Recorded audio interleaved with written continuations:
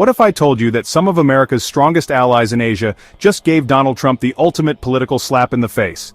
That's right. Not one, not two, but 10 Asian nations have just said no to Trump's brand new deal. And their reasons will shock you. Wait until you hear what country number 7 did. It will leave you speechless.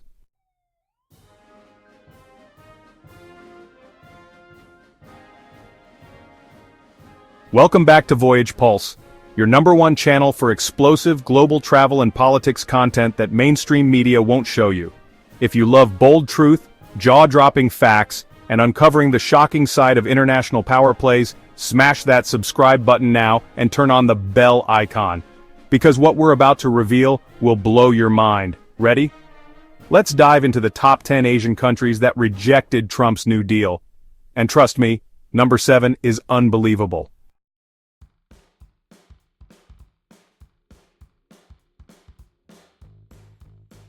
Trump's new trade and security deal was designed to isolate China, but instead, it fueled Beijing's fury. In a move that shocked even US diplomats, China flat-out rejected the proposal within 48 hours, calling it, quote, an outdated relic of Western dominance. This isn't just about politics, it's about global control. Beijing saw the deal as a direct threat to its One Belt, One Road initiative, accusing the US of economic sabotage masked as diplomacy. What's even more dramatic?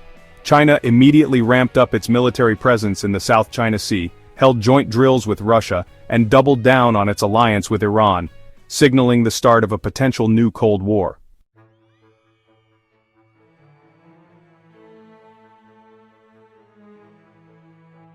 You'd expect Kim Jong-un to reject anything with the name Trump on it, and that's exactly what he did. But this time, North Korea's rejection wasn't just symbolic, it was explosive, literally. Right after Trump's proposal was made public, Pyongyang launched 2 ballistic missiles into the Sea of Japan, a message louder than any diplomatic letter. The North called the deal imperial garbage and accused Trump of trying to control Asia through backdoor deals. Their rejection sparked regional panic, with South Korea and Japan both raising their threat levels.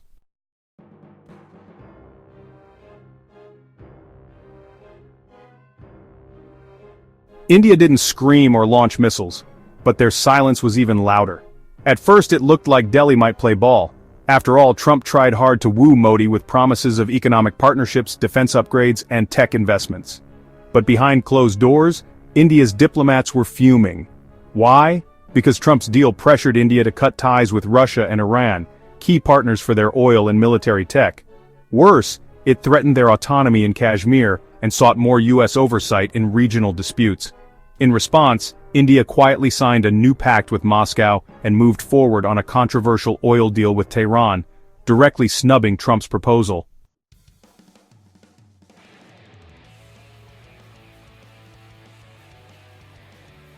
Now this is the one you've been waiting for.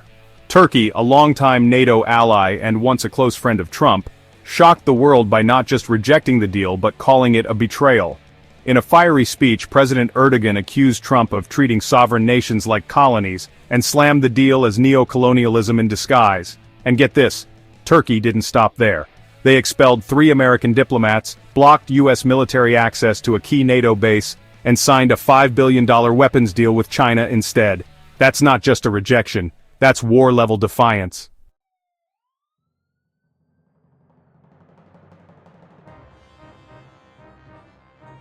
It's personal now.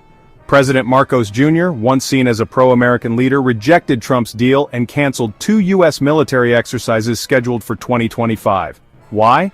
The deal demanded that the Philippines ban Chinese tech companies like Huawei, give US troops exclusive access to ports, and align with Washington on Taiwan. In return, Trump offered vague promises of aid and investment. Marcos said, "We are not pawns in a geopolitical chessboard," and declared a pivot toward Southeast Asian solidarity, angering Washington and delighting Beijing.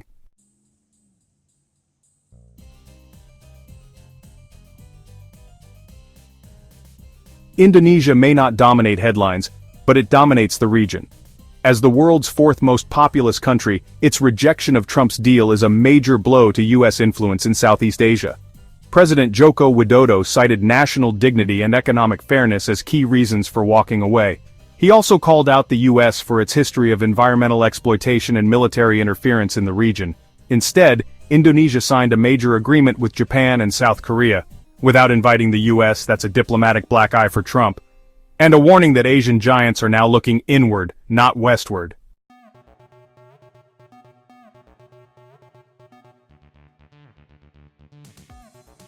Malaysia's Prime Minister made headlines with a brutal statement. "We are not for sale, and we don't trade sovereignty for dollars." That line went viral, and signaled Malaysia's formal rejection of Trump's new economic alignment plan. The Malaysian ringgit dropped briefly after the announcement, but the country doubled down, saying the US offer lacked transparency and favored Wall Street over real development. In a dramatic twist, Malaysia announced a joint digital currency initiative with Singapore and Brunei to bypass the US dollar entirely.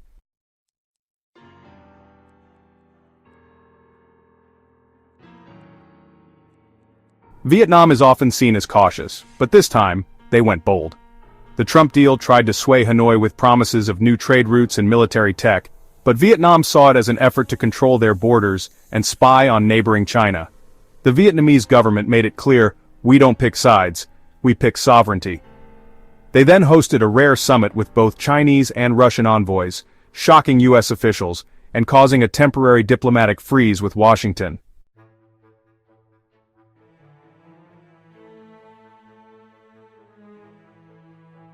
Pakistan didn't just say no, they said hell no.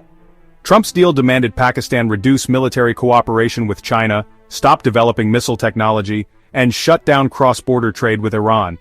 Pakistan's answer? They not only rejected the deal, they immediately signed new defense and tech agreements with China and Russia. Then, in a televised address, their prime minister accused the US of using aid as blackmail and interfering in regional peace. Pakistan is now leading calls for a new Pan-Asian alliance that excludes the US altogether.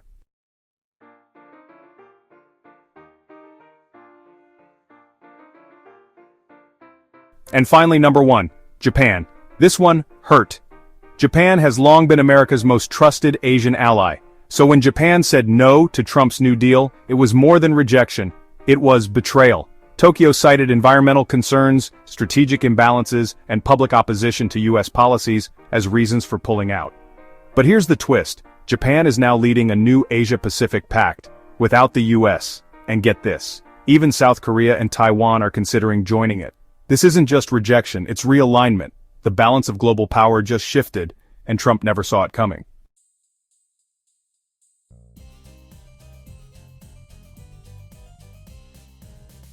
Ten Asian nations, 10 resounding rejections. From Tokyo to Islamabad, leaders are making one thing clear. Asia is no longer America's chessboard. This new world is unpredictable, dangerous, and maybe overdue. What do you think? Was Trump's deal doomed from the start? Did these countries make the right choice, or did they just gamble with global stability? Drop your thoughts in the comments. We read every single one. Don't forget to like, subscribe, and turn on the bell for more explosive content like this. Because on Voyage Pulse, we don't just follow the world, we expose it.